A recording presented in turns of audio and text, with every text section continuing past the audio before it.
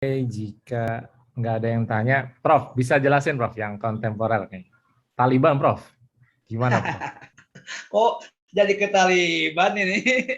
Ini masih dalam kontekstual politik kan, Prof. Jadi Ini sebenarnya didahului gimana nih. sih? Kalau medsosnya kan begitu. Kemudian Baik, baik, baik. Singkat ya. Taliban itu dari kata tolaba yang artinya mencari. Tolib itu pencari. Tapi maksudnya tolibul ilmi, pencari ilmu.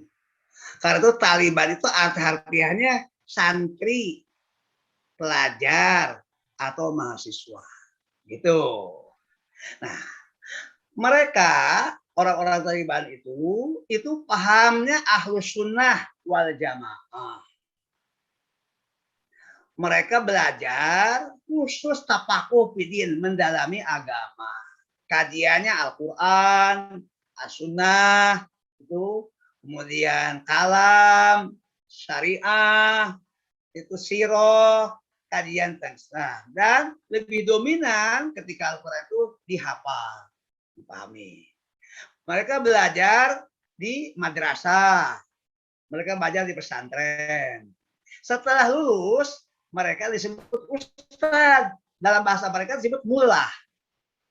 Itu. Jadi para mullah itu akan bercirikan adalah mereka hafal Al-Quran, mereka paham agama, mereka madhabnya dominan madhab Hanafi dalam fikih. Mereka juga bertarekat, mereka juga bertasawuf, gitu. Apakah madhab lain ada? Ada. Madhab Syafi'i ada, madhab Hanafi ada, madhab Maliki ada, tapi dominan madhab Hanafi. Ahmad juga ada. Orang-orang inilah yang melahirkan nanti santri kesantrian. Lalu mereka juga ada yang melanjutkan ke tingkat universitas. Belajarnya ada yang di Afghanistan sendiri, ada yang di Pakistan, di negara tetangga, ada yang di Kairo, di Mesir. Nah, kalau melanjutkan di tingkat S2, S3, maka lulusannya bisa jadi profesor. Masih ingat nama Burhanuddin Rabbani di tahun 90-an. Beliau seorang profesor, beliau jadi presiden, beliau orang Taliban. Itu. Jadi mereka itu seperti kan menyebut kaum santri di kira-kira di Taliban itu begitu. Itu kira-kira. Nah, itu dulu pahaminya tuh. Jadi mereka tidak radikal. Bagaimana radikal? Mereka sangat kuat menjaga tentang muru'ah, menjaga tentang bahwa wanita harus menutup aurat, bahwa laki-laki harus muhsonah, itu sangat kuat, dijaga, dirawat. Dan mereka juga menekankan tentang tasawuf, tentang akhlak, tentang ihsan, luar biasa. Cita-cita mereka adalah sudah terbereskan. Afghanistan itu dalam konstitusinya adalah negara Islam. Tetapi menghadapi penjajahan di tahun 79 ketika Uni Soviet masih bertahta, itu jadi jajahan Uni Soviet. Uni Soviet pernah menguasai Afghanistan. Lalu Uni Soviet membentuk presiden boneka, yaitu Presiden Najibullah tahun 1979. Nah, saat itu Taliban melakukan perlawanan. Tapi pada saat itu Taliban sayangnya kurang rapi organisasinya.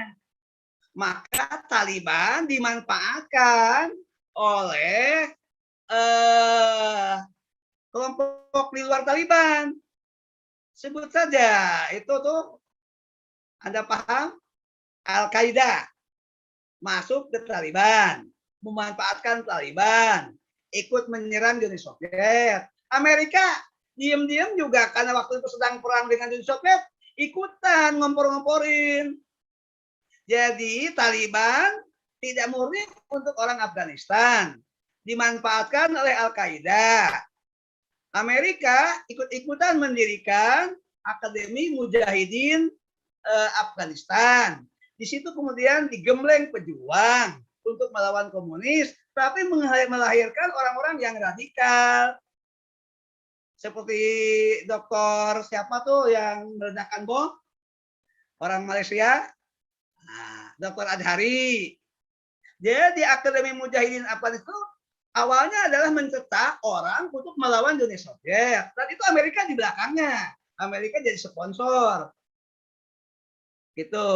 Kemudian dampaknya melahirkan kelompok radikal. Yang kena getah Taliban. Yang punya gawe Amerika, yang punya usaha Al-Qaeda, yang kena getah Taliban. Itu. Ketika Taliban berkuasa tahun 96 sampai 2001, Amerika tanpa ada alasan apa, tiba-tiba Amerika menjatuhkan Taliban. Mungkin nah sekarang Taliban belajar dari itu semua. Belajar banget Taliban sekarang. Taliban pertama sekarang Taliban hanya untuk orang Afgan. Tidak boleh Al-Qaeda masuk, nggak boleh orang Indonesia masuk, siapapun tidak boleh kalau bukan orang Afghanistan, tidak boleh mengatasnamakan Taliban. Lalu mereka berjuang melawan Amerika. Nah, sekarang mereka sedang menghadapi semua golongan di Afgan sedang diakomodir. Karena mereka baru menguasai 33 provinsi dari 34 provinsi. Provinsi Peshawar masih melakukan perlawanan. Bekas pejabat lama, wakil presiden masih ada, menteri-menteri masih ada, masyarakat pendukung masih ada, masih konsolidasi. Karena itu, Taliban sekarang dengan tenang, dengan damai, Taliban sedang konsolidasi. Dengar pidato pemimpin tertinggi Taliban, Abdullah Baradar. Dalam pidato, dalam sebuah pertemuan di Kuwait, pidatonya apa kata mereka? Kami ingin mendirikan negara syariat. Kami ingin berdaulat. Kami bersahabat dengan semua orang. Kami bersahabat dengan Cina, tapi kami tidak terpengaruh oleh komunisnya. Kami bisa bersahabat dengan Amerika, tapi kami akan menolak kapitalismenya. Kami bisa bersahabat dengan Arab Saudi, tapi kami tidak bisa menerima Wahabinya. Kami bisa berteman dengan Iran, tapi tidak bisa menerima Syiahnya. Karena kami punya pendirian agama tersendiri. Itu. Nah, dalam diskusi tertutup kami dengan Bu Menteri Menlu, Bu Retno, disebutkan bahwa Taliban bisa dialog dengan semua pihak, termasuk dengan wanita, karena Bu Menterinya adalah seorang perempuan. Bu Menteri pesan, satu, tolong aspirasi kami muslimah Indonesia supaya Taliban menghargai wanita. Dicatat. Yang kedua, pastikan Taliban tidak menjadi tempat bersemainya kelompok radikal dan tidak mengikut radikalisme. Taliban menjawab, kami fokus untuk membangun negeri. Kami ingin menegakkan martabat dan kedaulatan. Gitu.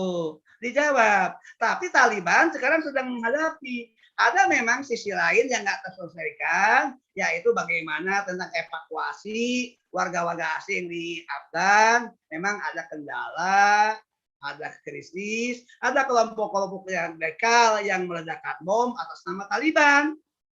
Nah, itu biasa dalam sebuah revolusi. Itu juga sudah syukur dia menguasai istana tanpa perang. Itu resiko-resiko kecil seperti itu bisa dipahami. Jadi kita harus jernih, kita harus objektif, berikan penilaian, jangan ketakutan, jangan jadi intelektual. Kalau bertahta, intelektualnya disimpan di kaos kaki, jangan.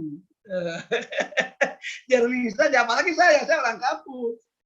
Begitu, subhanallah. Jadi Taliban itu punya stigma masa lalu yang sebetulnya dulu bukan karena Talibannya, karena Taliban terbuka, kurang apa. Sekarang Taliban belajar betul dari pengalaman pahit 5 tahun 96 sampai 2001.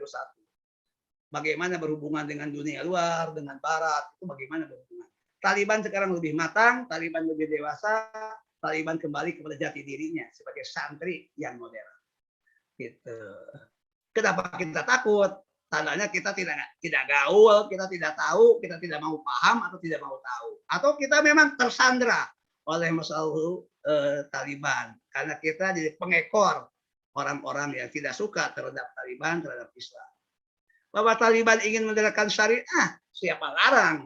Itu hak setiap orang untuk menyatakan pendapat. Gitu kira-kira, Ustaz Aris. Satu Ya, lagi.